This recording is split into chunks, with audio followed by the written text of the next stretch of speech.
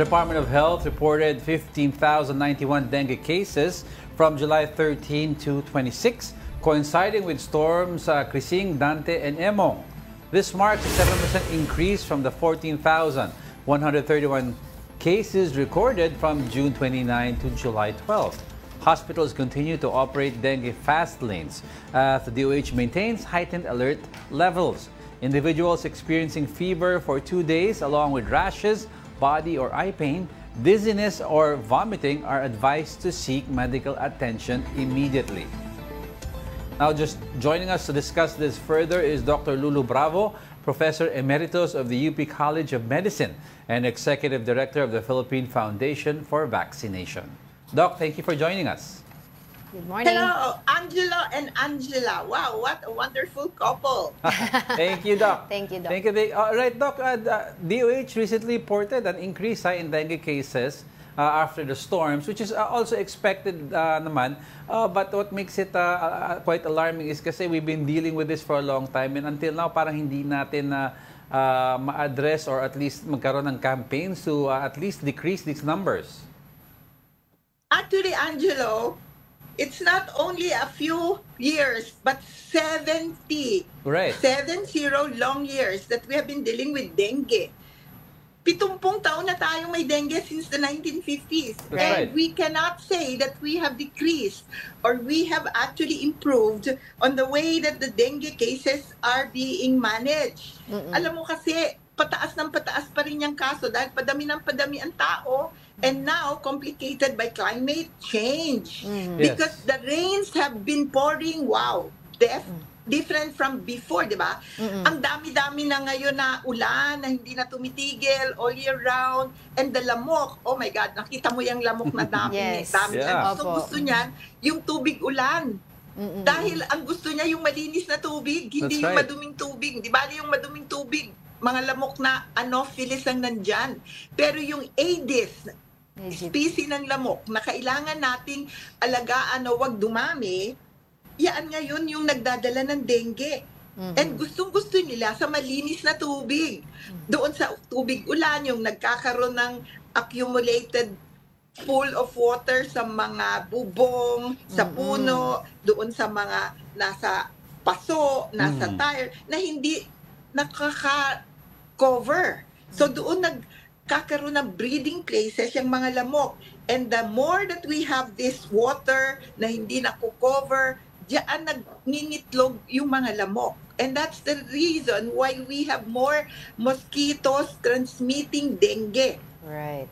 But what else should we do? Nabanggit nyo na nga po, ang tagal na itong problema natin. And right now, it's being complicated by climate change and other factors. So ngayon po, ano pa po yung mga dapat natin gawin? Ano yung dapat idagdag natin sa mga ginagawa na natin noon pa? Well, definitely, kailangan natin ng ibang paraan.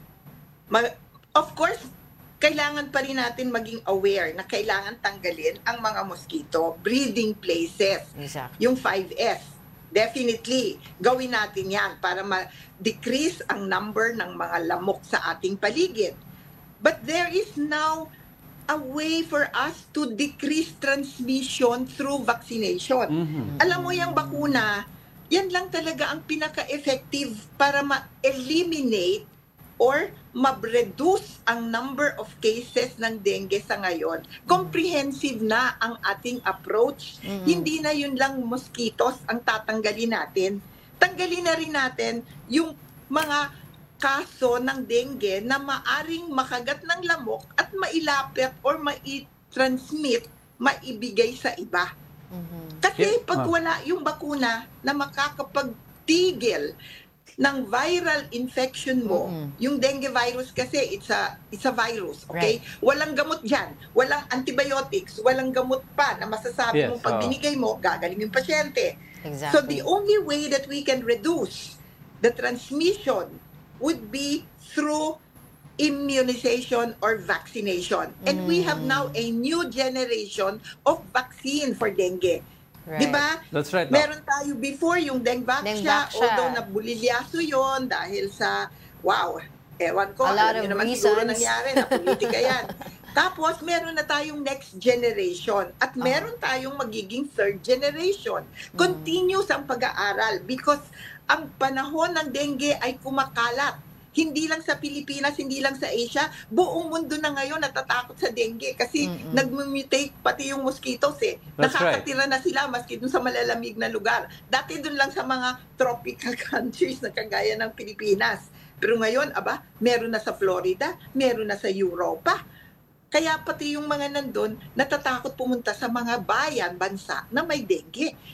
Naghahanap sila ng bakuna para pag pumunta sila sa Malaysia, sa Thailand, sa Pilipinas, sa Indonesia, meron silang panlaban. And That's that right. is the vaccine. I'd like to talk about the vaccine a little bit more. Nagkaroon kasi ng negative impact since ng vaccine. Apparently because hindi nagkaroon ng misunderstanding how to use it.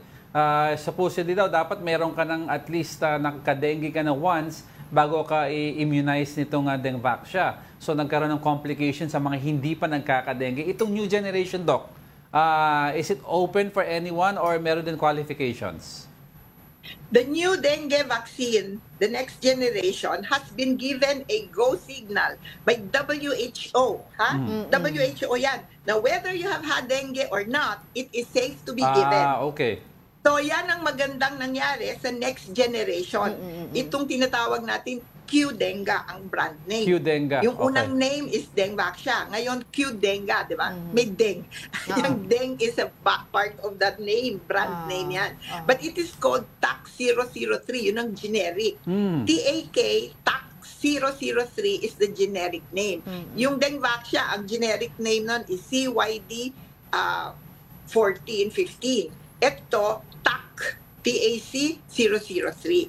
And yan ang generic name ng next generation vaccine na hindi kailangan malaman mo kung ikaw ay nagka-dengue o hindi pa. You can give it safely. Is So, it safe malinaw, for all? Do we daw have age range dito na pinag-uusapan? And also, will this also interfere with other medications that a certain individual is taking? Okay. According to the WHO, based on the studies they did, 6 to 16 would be the best time or age to give it. Pero sa mga nakita natin, 6 to 60 years old. Merong 6, madali yung tandaan, parehong 6. 6 to 16, pero sa Indonesia at saka sa mga Thailand at sa Europe, binigyan na yan ng go signal to be given 6 to 60 years old. So, maski elderly. And it is very important to know that because ang mga nagkakasakit ng severe dengue at mauospital at maaring mamatay sa dengue ay yung may comorbidities. Yung mga elderly din na may heart problem, may kidney problem, may lung problem, may mga comorbidities, may diabetes, may cancer.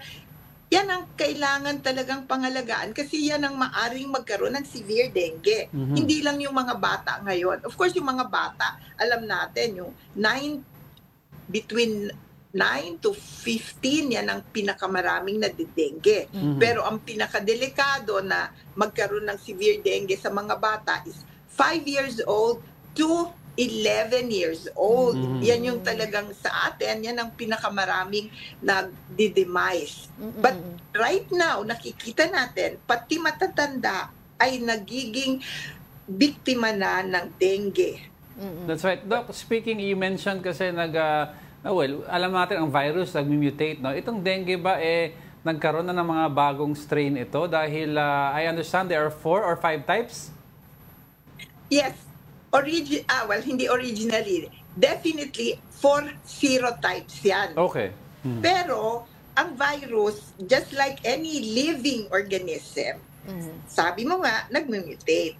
So, kailangan talaga na continuous ang pag-aaral at surveillance. Yung ating genetic laboratory are okay para makita ang mga bagong strain na maaring dumating. Kasi nag-mutate talaga kagaya ng COVID, di ba? Alam na natin yung COVID. Siguro naman, aware tayo. Merong omega, merong pumapasok na mutation, kung ano-anong letters, kung ano-anong numbers ang makikita natin, kesyo XBB, BBS, mga ganyan, di ba? Ganyan din lahat ng living organism, lahat ng virus, may ganyang property, may karakter yan na nag-iiba. So definitely, yun namang mga bakuna are good to defend the body from the attacks of the original serotype. Ganyan din sa COVID eh. As long as may bakuna ka, di ba? Yeah, may panlaban magiging less severe. Maski na bagong strain yon, nagiging less severe and hindi ka prone to hospitalization and even death. Right.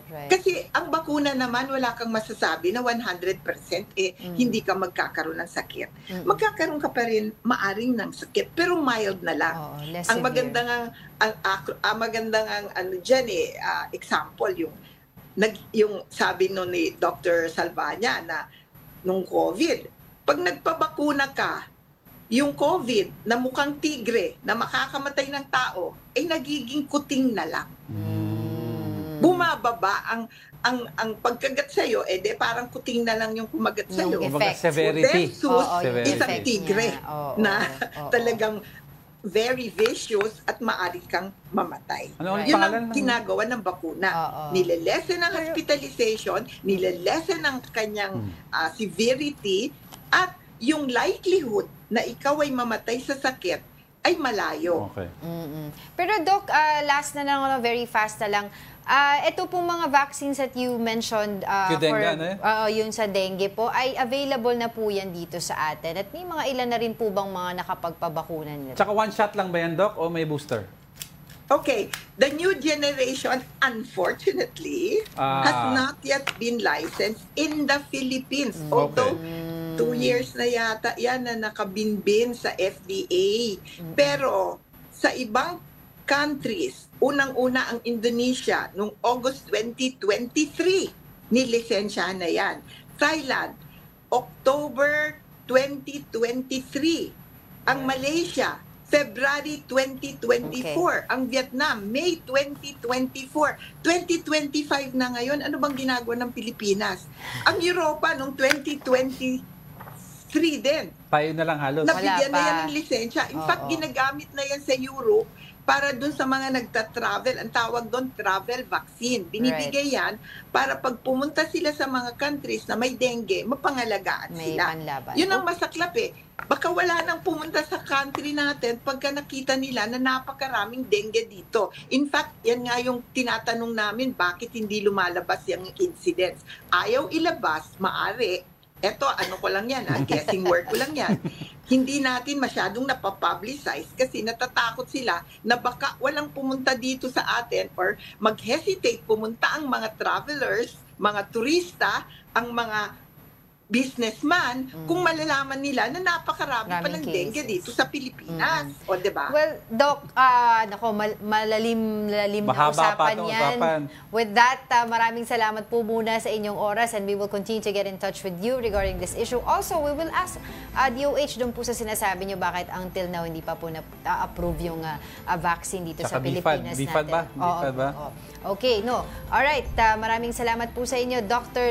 Lulu Bravo, Professor Emeritus of the UP College of Medicine and Executive Director of the Philippine Foundation for Vaccination. Alright, thank you.